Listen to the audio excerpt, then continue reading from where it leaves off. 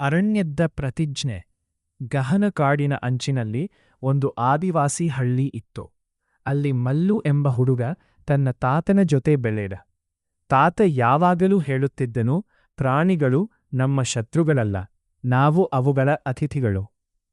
ಒಂದು ದಿನ ಹಳ್ಳಿಯಲ್ಲಿ ದೊಡ್ಡ ಸಮಸ್ಯೆ ಶುರುವಾಯಿತು. ಒಂದು ಕಾಡಾನೆ ಆನೆ ಹಳ್ಳಿಗೆ ಬಂದು ಬೆಳೆಗಳನ್ನು ಹಾಳು ಮಾಡುತ್ತಿತ್ತು. ಜನರು ಭಯದಿಂದ ನಡುಗಿದರು.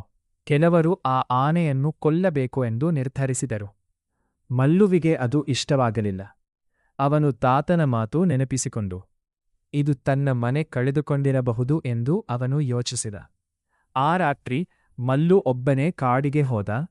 ದೂರದಲ್ಲಿ ಆ ಆನೆ ಕಾಣಿಸಿತು.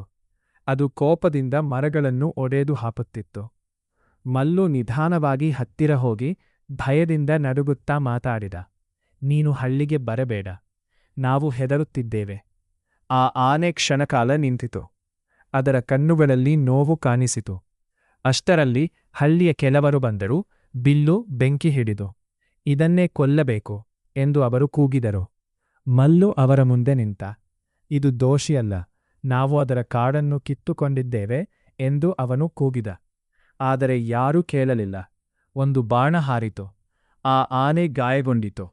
ಅದು ಭಯದಿಂದ ಗರ್ಜಿಸಿ ಓಡಿತು. ಆದರೆ ಕೊನೆಗೆ ನೆಲಕ್ಕುರುಳಿತು. ಮಲ್ಲು ಕಣ್ಣೀರು ಹಾಕುತ್ತಾ ಅದರ ಬಳಿ ಕುಳಿತ.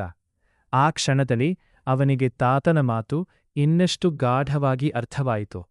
ಮಾನವನೇ ಕೆಲವೊಮ್ಮೆ ಅರಣ್ಯದ ಕ್ರೂರ ಪ್ರಾಣಿ.